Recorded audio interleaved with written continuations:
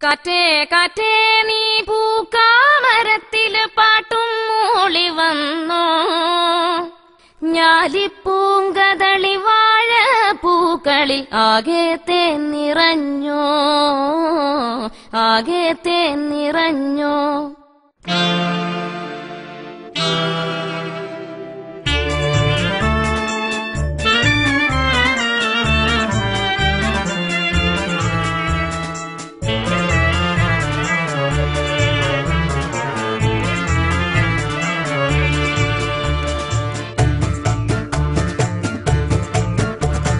കാറ്റേ കാറ്റേ നീ പൂക്കാമരത്തിൽ പാട്ടും മൂളി വന്നോ, പാട്ടും മൂളി വന്നോ, ഞാലിപ്പൂങ്കതളി വാഴ പൂക്കളിലാകെ തേൻ നിറഞ്ഞോ, ആകെ തേൻ നിറഞ്ഞോ.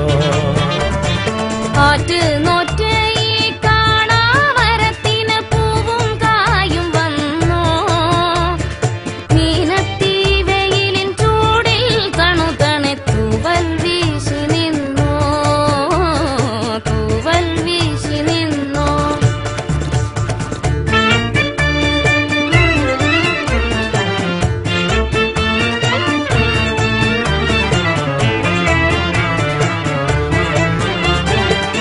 ഇന്നലെ എങ്ങോ പോയി മറഞ്ഞു, ഇന്നൊരു സ്വപ്നം കൂടെ വന്നു, വെന്തു കരിഞ്ഞൊരു ചില്ലകളിൽ ചെന്തളിരിൻ തല പൊന്തി വന്നു, കുഞ്ഞിളം കൈ വീശി വീശി ഓടിവായോ പൊന്നുഷസേ, കിന്നരിക്കാൻ ഓമനിക്കാൻ മുത്തണിപ്പൂന്തൊട്ടിലാട്ടി, കാതിൽ തേൻമൊഴി ചൊല്ലാമോ. കാറ്റേ കാറ്റേ കാറ്റേ കാറ്റേ നീ പൂക്കാമരത്തില് പാട്ടും മൂളി വന്നോ, ഞാലിപ്പൂങ്കതളി വാഴ പൂക്കളിൽ ആകെ തേൻ നിറഞ്ഞോ, ആകെ തേൻ നിറഞ്ഞോ.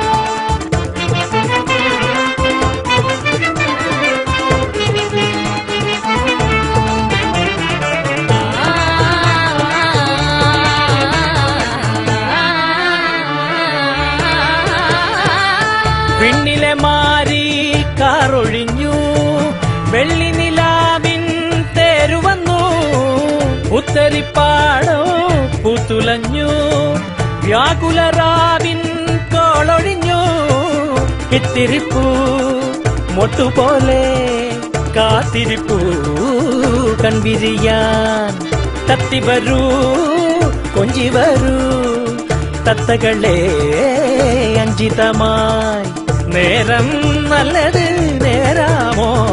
കാറ്റേ കാറ്റേ നീ പൂക്കാമരത്തിൽ പാട്ടും മൂളി വന്നോ, ഞാലിപ്പൂങ്കതളി വാഴ പൂക്കളിലാകെ തേൻ നിറഞ്ഞോ.